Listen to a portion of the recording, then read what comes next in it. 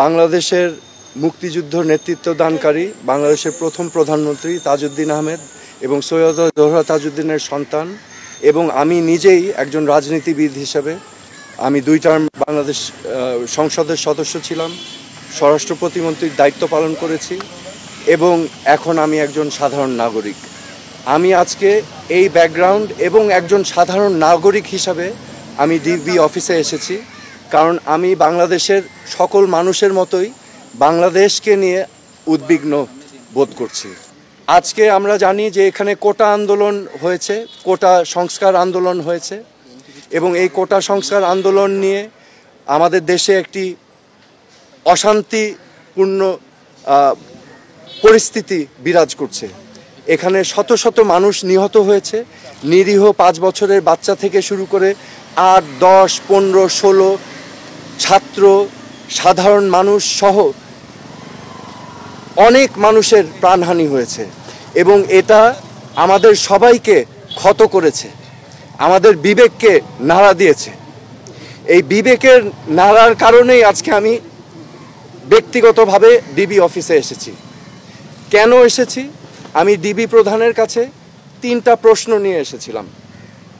আমার প্রথম প্রশ্ন ছিল যে এই 6 জন সমন্বয়কারীকে গ্রেফতার করা হয়েছে নাকি সেফ কাস্টাডিতে নেওয়া হয়েছে।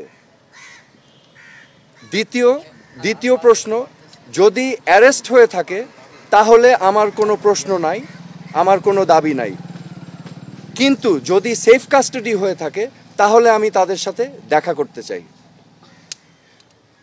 ডিবি প্রধান আমাকে পরবর্তীতে ঊর্ধ্বতন কর্মকর্তার কথা বলে উনি আমাকে জানিয়েছেন যে এই 6 সমন্বয়কারী যেহেতু তাদের নিরাপত্তা নিয়ে উদ্বিগ্ন ছিল সেই কারণে তাদেরকে সেফ কাস্টাডিতে নেওয়া হয়েছে।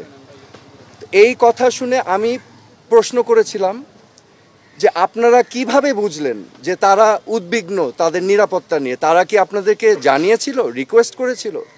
আমাকে তখন তিনি জানিয়েছেন না, ওনারা বুঝতে পেরেছেন মনিটরিং করে। সো যেহেতু তারা সেফ কাস্টাডিতে, আমি তখন রিকোয়েস্ট করলাম আমি তাদের সাথে দেখা করতে চাই। তো প্রতি উত্তরে আমাকে জানানো হয়েছে যে দেখা করতে চাইলে ঊর্ধ্বতন কর্তৃপক্ষের পারমিশন নিয়ে আমার দেখা করতে হবে তাদের সাথে। আমার তৃতীয় প্রশ্ন ছিল তাদেরকে কখন সেফ কাস্টাডি থেকে মুক্তি দেওয়া হবে। এই প্রশ্নের জবাবে তিনি বলেছেন যে ঊর্ধ্বতন কর্তৃপক্ষ যখন ওনাকে নির্দেশনা দিবেন তখনই ওনাদেরকে ছেড়ে দেওয়া হবে। সো আমার প্রশ্ন এখন, সেফ কাস্টাডি আমার জানা মতে একজন নাগরিক যদি রিকোয়েস্ট করে তাহলে সেফ কাস্টাডিতে নেওয়া যেতে পারে, কিন্তু রিকোয়েস্টের বাইরে যদি কাউকে সেফ কাস্টাডিতে নেওয়া হয় এটা কি আসলে সেফ কাস্টাডি না এটা অ্যারেস্ট? তো এটা হচ্ছে আমার প্রশ্ন। এখানে আমি আপনাদের সম্মুখে স্পষ্টভাবে বলতে চাই, এই ছাত্র আন্দোলন, কোটা সংস্কার আন্দোলন নিয়ে যে সকল ক্ষয়ক্ষতি হয়েছে, ক্ষয়ক্ষতি কিছুই না। ক্ষয়ক্ষতি কেন কিছু না? এই ক্ষয়ক্ষতি যেই সম্পদের ধ্বংস হয়েছে সেগুলো তো জনগণের ট্যাক্স দিয়েই করা হয়েছে, এগুলো জনগণের সম্পদ, এগুলো হয়তো ভবিষ্যতে আমরাই আবার গড়ে নিব, কিন্তু একটি প্রাণ যেটা আমরা হারিয়েছি, একটি প্রাণও কি আমরা ফেরত পাবো? এই প্রাণ কি ফিরে আসবে?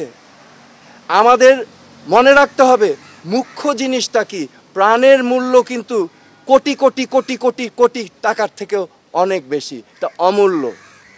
তো আমার আজকে আপনাদের সামনে আমি স্পষ্টভাবে বলতে চাই আইন শৃঙ্খলা রক্ষাকারী বাহিনীদের, আমাদের সেনাবাহিনীদের, যে আমাদের ছাত্রছাত্রী ভাই বোনদের বুকে যেন আরেকটা গুলি না যায়।